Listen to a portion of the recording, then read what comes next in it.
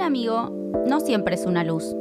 A veces, su ausencia es la oscuridad que revela nuestro propio resplandor. En la ruptura, nos enfrentamos a la realidad de que las relaciones evolucionan y otras veces se desvanecen. Es una oportunidad para mirar hacia adentro. Aceptemos que las amistades cambian y en ese cambio encontramos espacio para el crecimiento.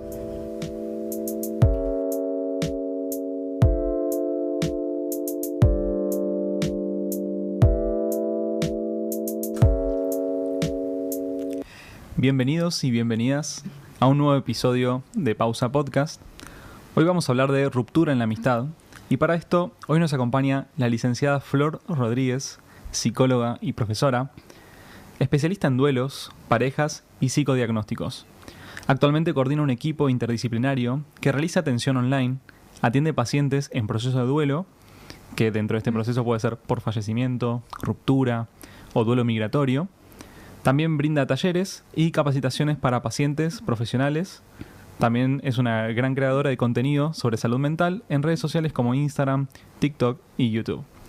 Como siempre, también les presento a las licenciadas Milagros Vera Blanco y Javiera Quiroga, y quien les habla, Tomás López. Gracias, Tommy. Bienvenida, Flor. Hola. ¿Qué tal, chicos? ¿Cómo andan? Gracias por invitarme. Gracias por estar acá. Es un placer.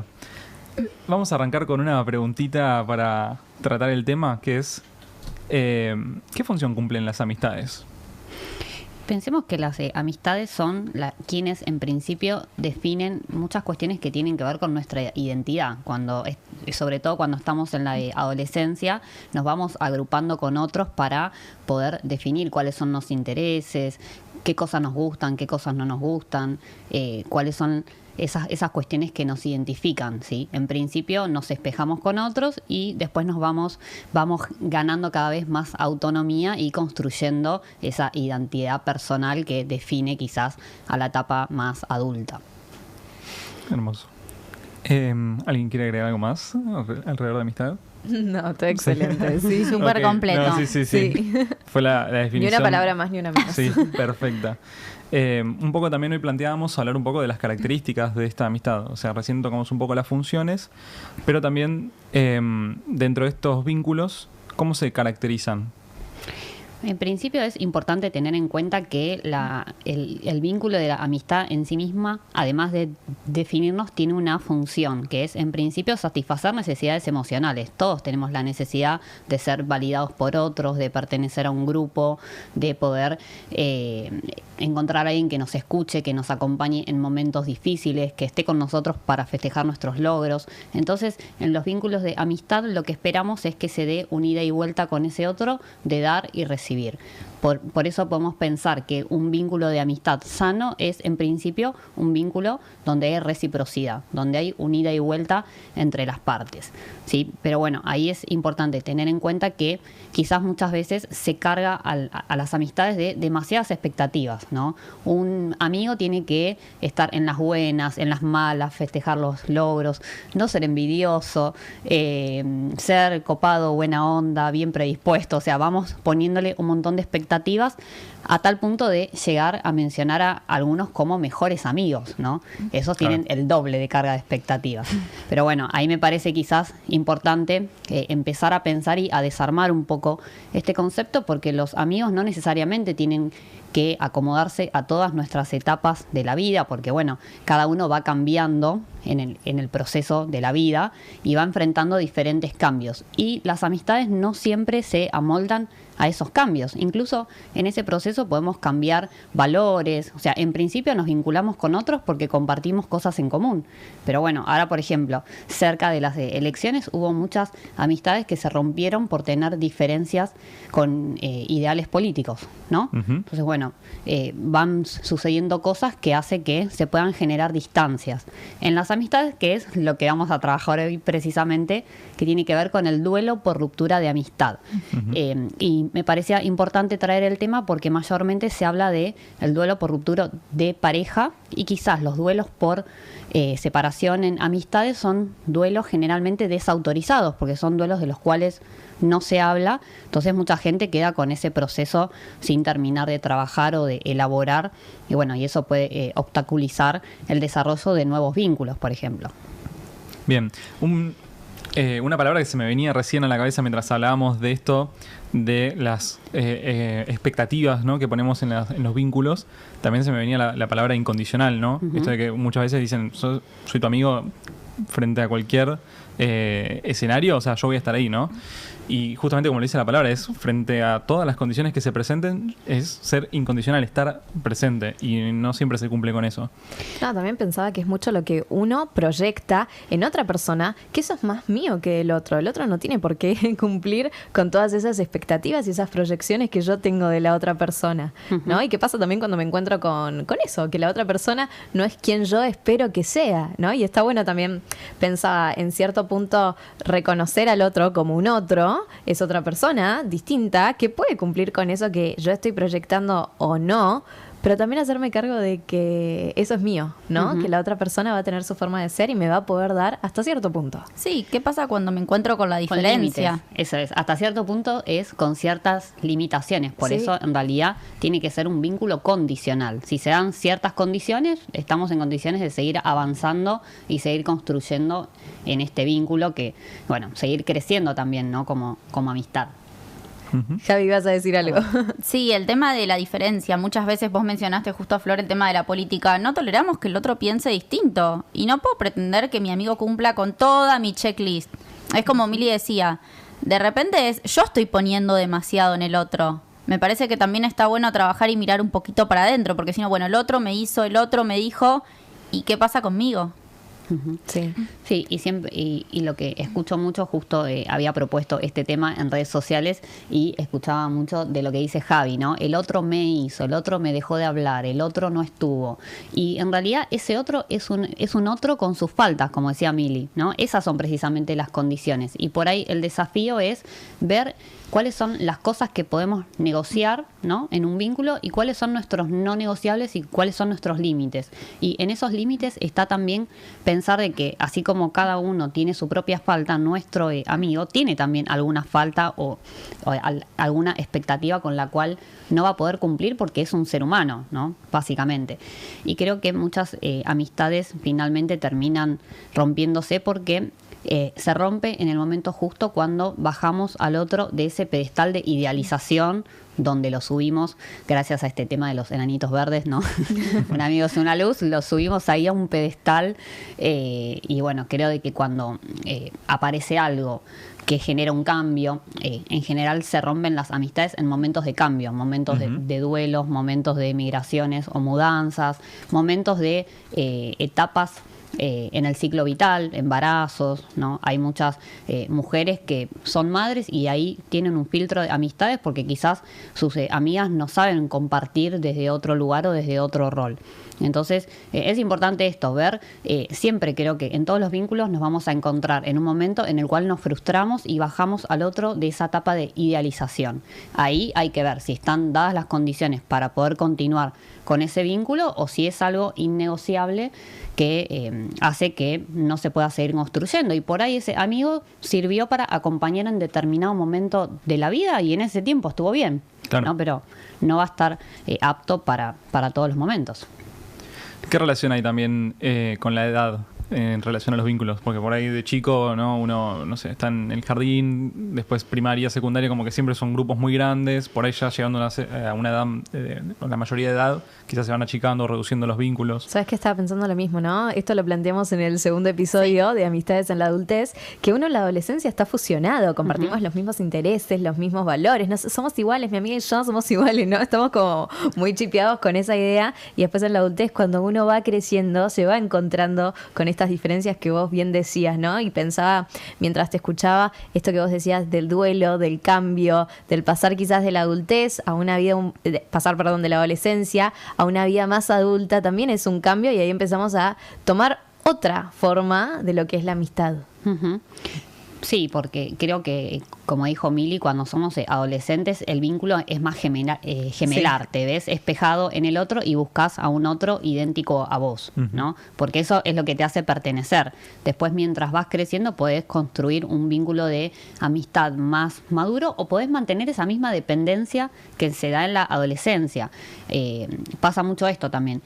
No sé si escucharon quizás historias de amigas que se pelean porque una se puso en pareja, por ejemplo. Uf, por supuesto. Sí, un montón. Bueno, Sí. pasa mucho porque se rompe como esa amistad gemelar o ese pegoteo o esa dependencia y ya no hay lugar para un otro, ¿no? Sí. Porque cambia la dinámica de la relación. Sí, totalmente.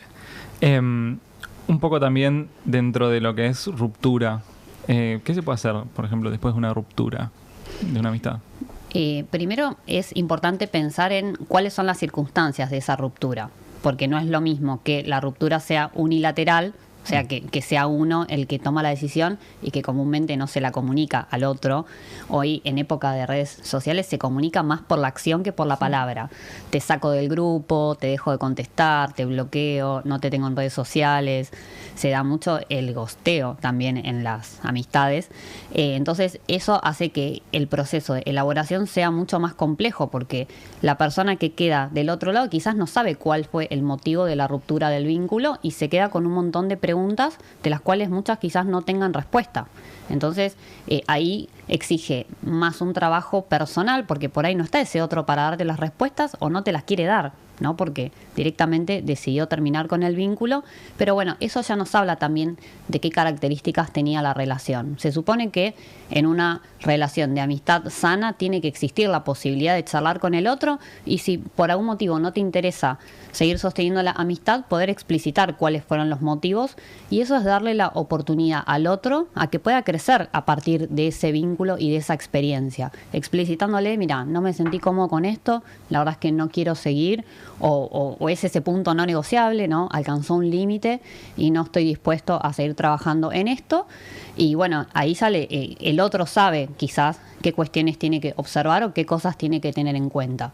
Pero cuando esa charla no se da, las preguntas quedan para el que fue gosteado, ¿no? Y es un trabajo más personal de tratar de ver cuál fue su 50% de responsabilidad. Por eso digo, de no quedarnos con esto de el otro me hace cosas, sino pensar en el vínculo, porque lo que se generan son dinámicas vinculares que son de a dos. Hay un 50% para cada uno. El otro quizás no supo comunicar, pero ¿qué pasó que no me pudo comunicar eso que le pasaba? No sé, yo soy una persona abierta al diálogo, a charlar de los problemas, predispuesta para la escucha, o estaba por ahí en otra. Y bueno, como ver eso, cuál es el 50% de responsabilidad, y si el otro no me da las respuestas, voy a poder trabajar con mi 50% y ver qué función y qué rol ocupé yo en ese vínculo. Si di de más, pasa mucho esto también, dar todo por el otro, pero hubo ahí un ida y vuelta.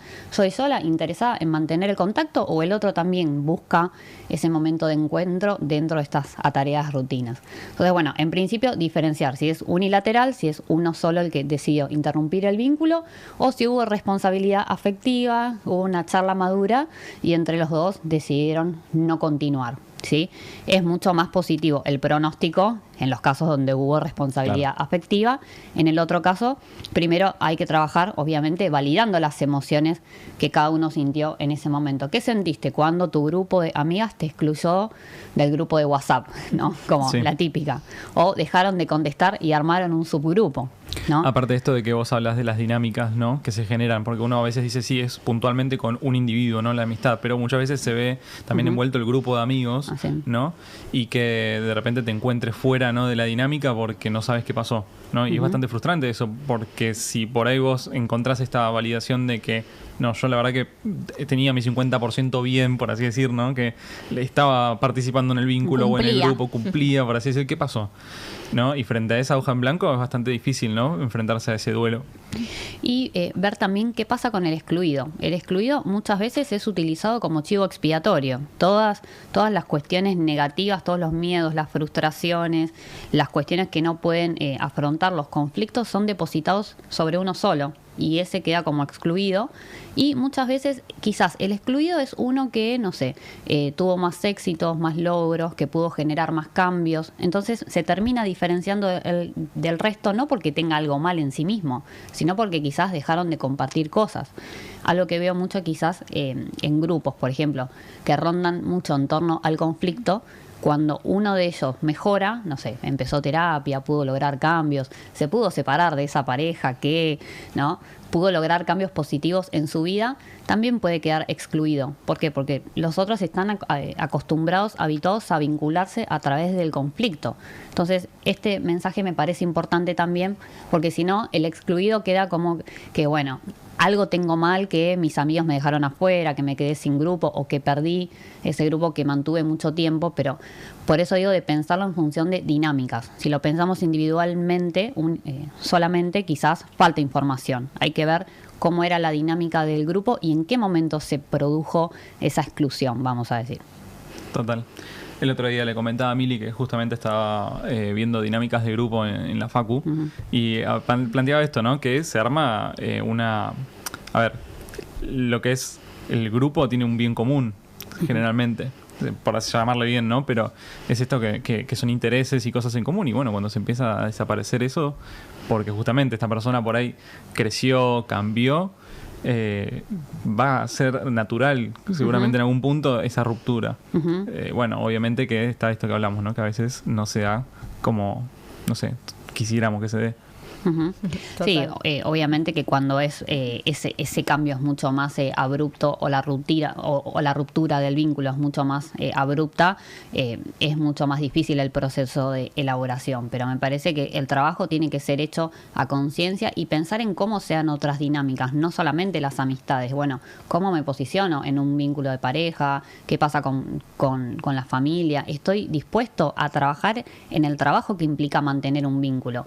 Con los amigos pasa que ponerle el título, bueno, sos mi mejor amigo, significa que te tengo, ¿no? Ya vas a estar acá para siempre. Y no, en realidad vamos a seguir siendo amigos si tenemos disposición para vernos, para acompañarnos, para compartir algún espacio de disfrute, pero tiene que haber algo que haga que ese vínculo se sostenga. Hay amigos que actualmente se escriben solamente para los cumpleaños y se consideran mejores amigos. Y no, capaz que quedó el título de otra época, pero hay que ver si en la actualidad en realidad hay un vínculo en presencia. Y creo que las redes sociales a veces obstaculizan un poco eso. Uno cree que sabe del otro porque le viste la historia. Sí. Pero que por ahí subió una historia y está en la casa, no sé, hecho mierda, o sea, ¿no? Como quizás lo que sucede en redes sociales no es lo que le pasa a la persona en la realidad. Y ahí creo que se pierden muchas cosas con la virtualidad. No sé si les pasa mucho, pero tengo justamente un amigo con el que solamente interactuamos a través de enviarnos reels por Instagram. Tipo, son 50... Recontra, sí. Solo reels y después, tipo, jajaja, me gusta, tipo, no hay nada en el medio, solo reels. Y por ahí lo vi nada más para su cumpleaños en enero, no sé, de acá para allá no hablé nunca más con él, salvo alguna vez, pero muy puntual. No sé si a ustedes les pasa algo parecido con algún vínculo. Creo que es esto que decíamos, qué interés, qué es lo que yo comparto con la otra persona, ¿no? O sea, puedo compartir este Reels, puedo compartir este TikTok, este momento o determinada actividad. Esto que decía un poquito Flor antes, ¿no? De que hay algo que me une con este amigo, con esta persona y genero ese punto en común. Sí, sí, a veces cuesta no soltarlo el vínculo pasado, ¿no? Como era antes, cómo funcionaba antes, y volvemos a repetir esto de la dinámica y después encontrarle una nueva dinámica, ¿no? Quizás no hace falta romper el vínculo, está todo bien, y esto de que verlo una vez cada tanto a la persona está bien, funciona, Sí. no, hay muchas formas de sostenerlo también. Eso charlamos un poquito con Javi en este episodio número 2. ¿Qué es lo que pasaba con las amistades cuando cambian? Y que está bien que cambie, ¿no? Exacto. Algunos nos adaptamos mejor, peor al cambio y son distintas formas de afrontarlo, ¿no? Pero Pero que son nos cosas sostiene hoy. total, y es inevitable también ese cambio. Y buscar, si no, otros puntos en común, ¿no? Porque obviamente que no teníamos los mismos intereses cuando teníamos 15 años, que éramos compañeras de la escuela, Sí. que cuando tenés 25, 30, 35, digo, en el medio, ambas partes van transitando un montón de procesos. Por eso yo creo que la amistad que se sostiene a lo largo del tiempo es la que tiene más recursos para resolver conflictos, porque el conflicto tiene que ser parte del vínculo, ¿no? Un amigo con el que nunca tenés una diferencia me hace ruido, ¿no? Como que Sí. el conflicto tiene que estar para decir, bueno, ¿con qué herramientas contamos? Nos podemos sentar a hablar de este tema, podemos negociar, podemos ver cómo resolverlo. Entonces, son por un lado los que tienen más recursos para afrontar los conflictos y los que tienen más adaptación al cambio, ¿no? A los cambios que va cada uno viviendo a lo largo de su vida, y los que toleran algo, o sea, los que registran que el otro puede tener alguna falta, ¿no? Que es esperable que eso suceda. Eso significa que ves al otro desde un punto de vista más real, ¿no?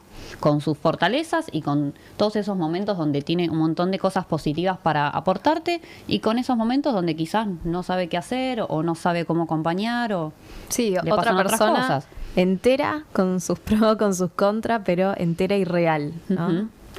Creo que hay algo que se da mucho hoy también, que es esto, yo le llamo así, ¿no? Es un nombre que yo le puse, no está en ningún lado, ¿no? Pero le digo el síndrome del ombliguismo, como que esto Me de gusta. uno estar mirándose mucho el ombligo.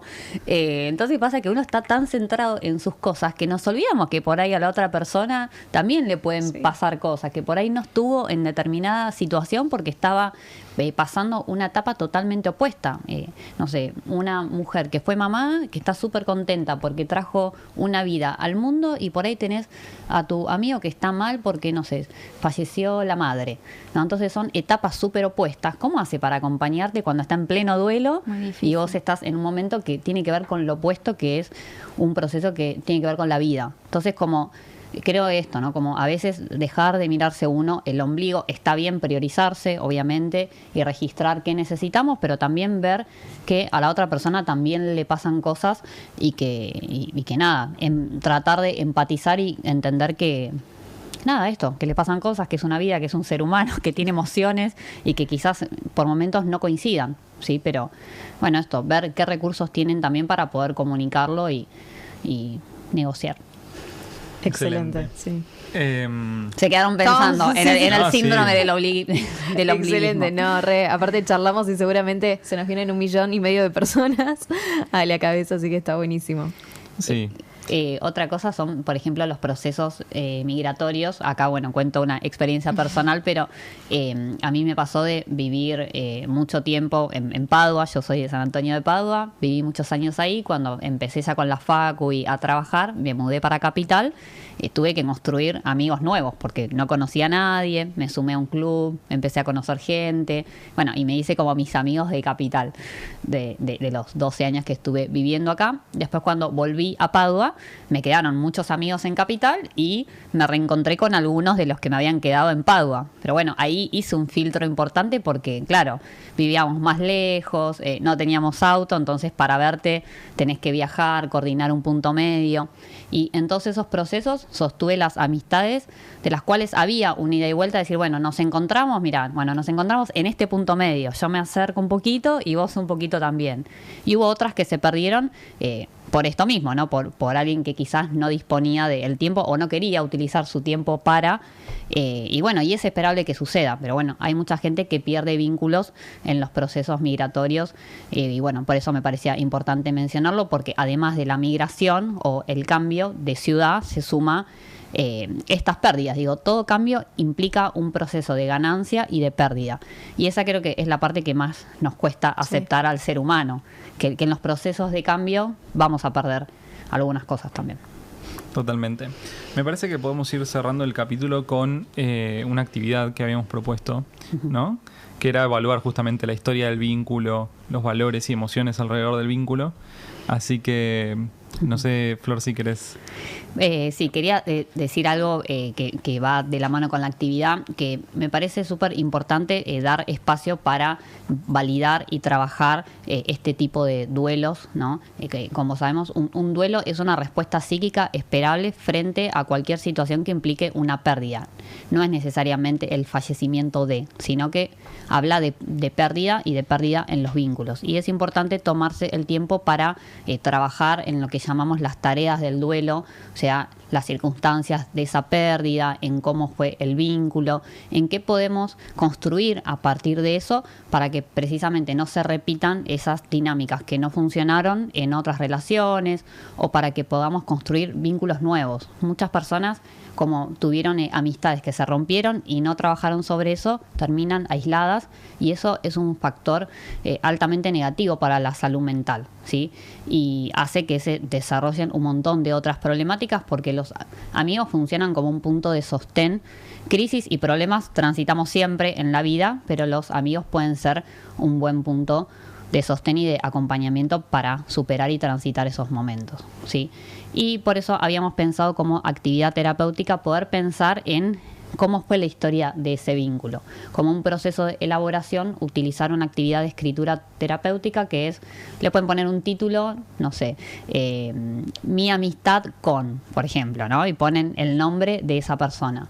Y la idea es que puedan relatar cómo fue la historia de ese vínculo pensando en 3 tiempos. En el tiempo pasado, o sea, cómo inició, qué sucedió en el proceso y cómo finalizó ese vínculo, ¿sí?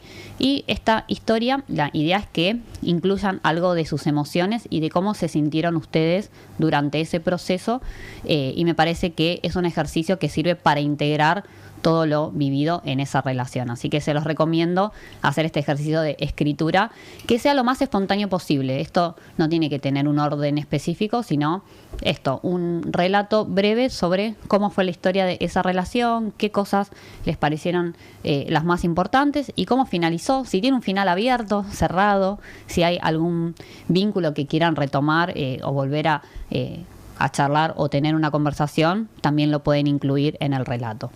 Hago un comentario también chiquito a esto que estás mencionando, Flor.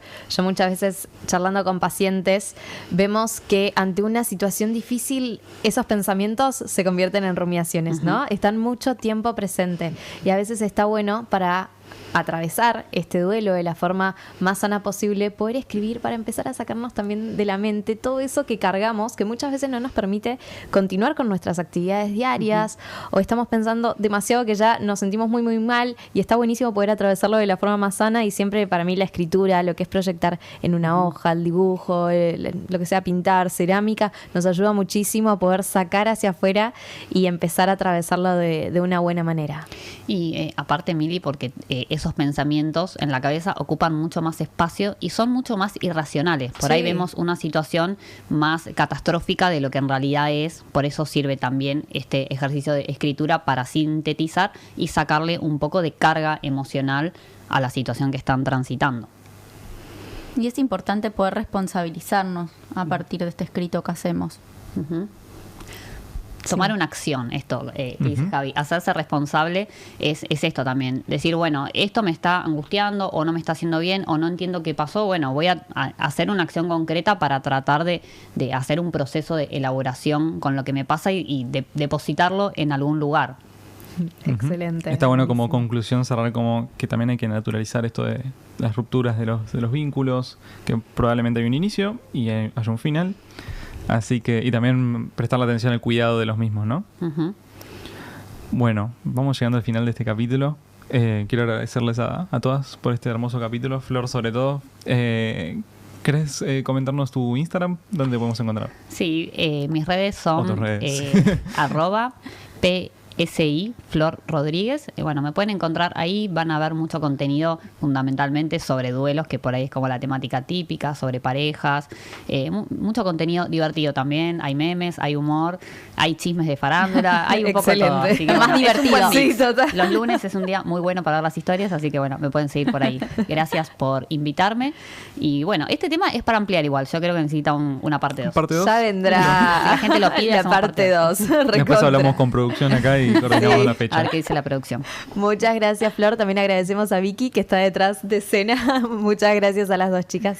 A ustedes. Muchas gracias a todos nuestros oyentes. Esperamos que les haya gustado el episodio de hoy. Pueden seguirnos en Spotify o suscribirse a nuestro canal de YouTube para enterarse de las últimas novedades. En ambas plataformas nos van a encontrar como Pausa Podcast. También nos encuentran en Instagram en pausa.psicoterapia y psi.javiera Quiroga. Muchas gracias. Gracias, chao, chao.